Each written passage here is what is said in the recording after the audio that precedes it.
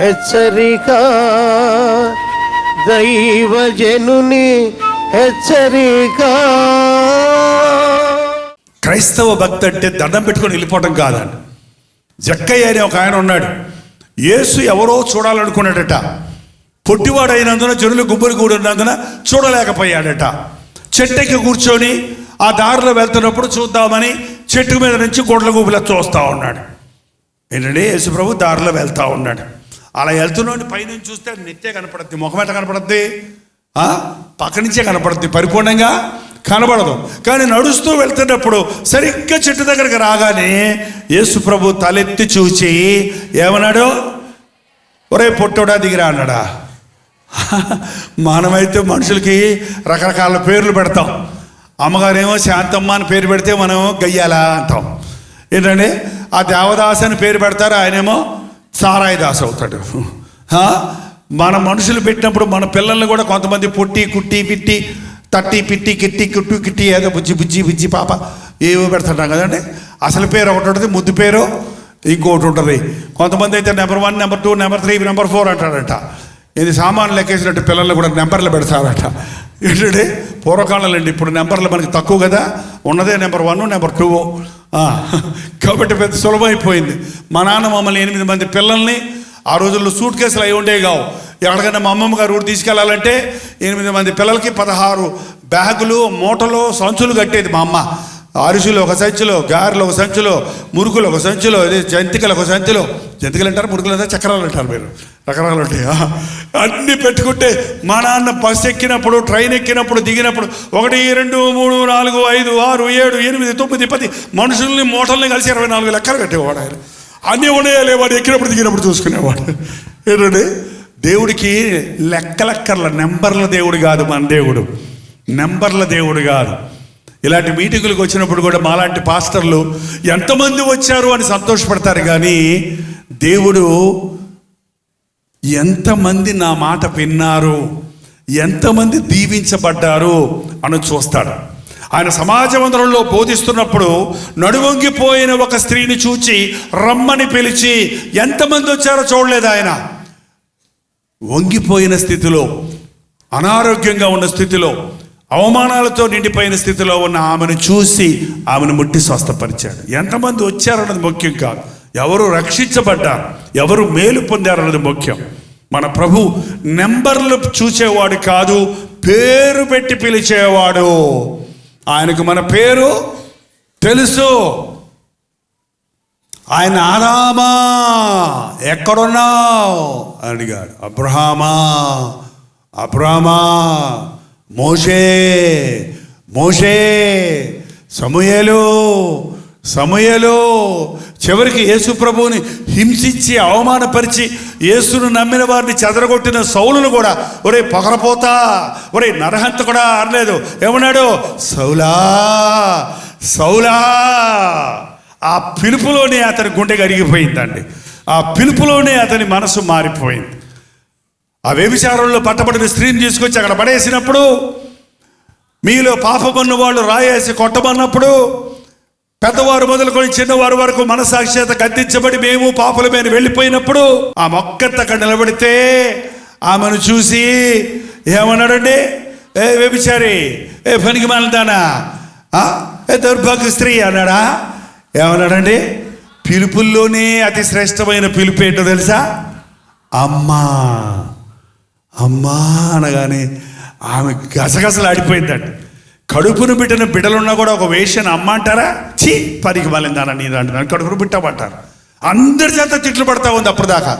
ఇది కొంపలు కూల్చేది, ఇది కుటుంబాలు నాశనం చేసేది, ఇది దౌర్భాగ్యరాలు, ఇది వ్యభిచారి అని నిందించబడి నిందించబడి నిందించబడి ఉన్నామని ప్రభు దగ్గరికి వచ్చేటప్పటికి ప్రభు ప్రేమతో అమ్మ అనగానే వెంటనే ఏమంది? ఏమో తెలుసా?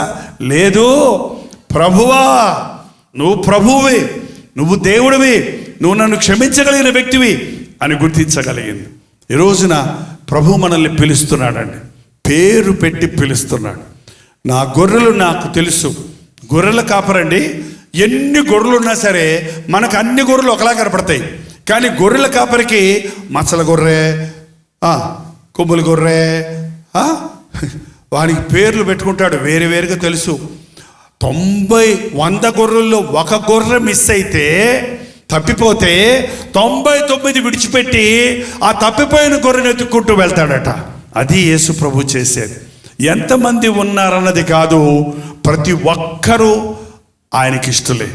నువ్వు ఒక్కడవే కాదు, ఏ ఒక్కడు నశించకూడదని, అందరూ అంతటా మారు మనసు పొందాలని ప్రభు తన ప్రాణాన్ని మన కొరకు అర్పించాడు.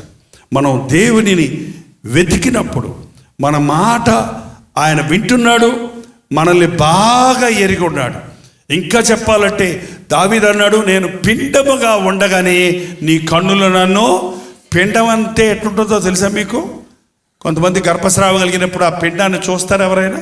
అది ఏంటది? ఒక రక్తపు మొత్త, ఒక రూపం లేదు, ఒక అందం లేదు, ఏ చూడటానికి ఏమీ ప్రత్యేకత కనపడదు అందులో. కానీ పిండముగా ఉన్నప్పుడే, తల్లి గర్భములో మనం రూపించబడుతున్నప్పుడే మనల్ని ఆయన ఎరిగినవాడు. ఈ యేసు ప్రభువును నువ్వు ఎరిగిన రోజు, ఆయన నిన్ను ఎంత ప్రేమిస్తాడో నువ్వు ఎరిగిన రోజు నీ జీవితం మారిపోతుందండి. ప్రార్థన. పరిశుద్ధుడా, ప్రేమగల తండ్రి, ఒక్కసారి నీ బిడ్డలను చూడు నాయన. ఈ ఆవరణలో ఉన్న వారు ఎవ్వరూ ఊరికి వెళ్ళిపోకూడదు నాయన. ఇక్కడి నుంచి నిన్ను మోసుకొని వెళ్ళాలయ్యా, నీ సన్నిధితో నింపబడి వెళ్ళాలనైనా. వారి చేయబెట్టుకొని వారిని నడిపించు నాయన. వారి గృహాలకు రక్షణ దయచేయి, వారి హృదయాలకు సేద తీర్చు నాయన. వారి జీవితాల్లోని అద్భుతాలు జరిగించు ప్రభువా. వారి కుటుంబాలను కట్టు నాయన. వారి కష్టార్జితాన్ని దీవించాయా. వారి గర్భఫలాలు దయచేయి నాయన. వివాహాల విషయంలో ఆటంకాలు తొలగించు తండ్రి. ఆర్థిక ఇబ్బందుల నుంచి విడిపించు నాయన. అన్నిటిలో అన్ని విధాలు మాకు సహాయం చేసే అద్భుతమైన దేవుడు నా దేవుడని మేము సాక్ష్యం ఇచ్చినట్లుగా ఇక్కడ మేము నిలబడి ఉండగానే నీ గాయపడిన హస్తమును చాపి ఒక్కొక్కరిని ముట్టు నాయన. ఒక్కొక్కరిని దర్శించు నాయన. ఒక్కొక్కరిని స్పందించు ప్రభువా. ఎవ్వరు ఒక్కడు కూడా ఈ రోజున తండ్రి ఒట్టి చేతులతో ఇక్కడి నుంచి వెళ్ళకూడదయ్యా. కంటికి కనబడని, చెవికి వినబడని, హృదయముకు గోచరము కాని ఆశీర్వాదం మూటలతో మేము ఇక్కడి నుంచి వెళ్ళాలి. ఏ గ్రామాల నుండి నీ బిడ్డలు వచ్చారో ఆ గ్రామాలకే వీరు దీవెనకరంగా మారాలి. వారి గృహాలకే వారు ఆశీర్వాదకరంగా మారాలి. అట్టి దీవెనలు మాకు దయచేయను ఆయన.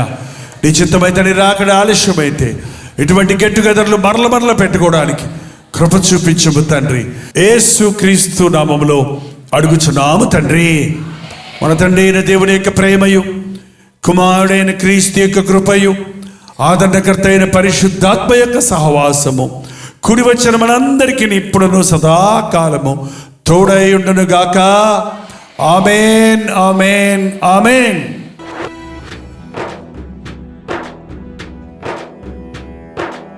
నిక్కమురా లోకం చెడ్డదిరా, తక్షణమే మేలుకు సోదరా. ఈ లోకపు పాపపు చీకటిలో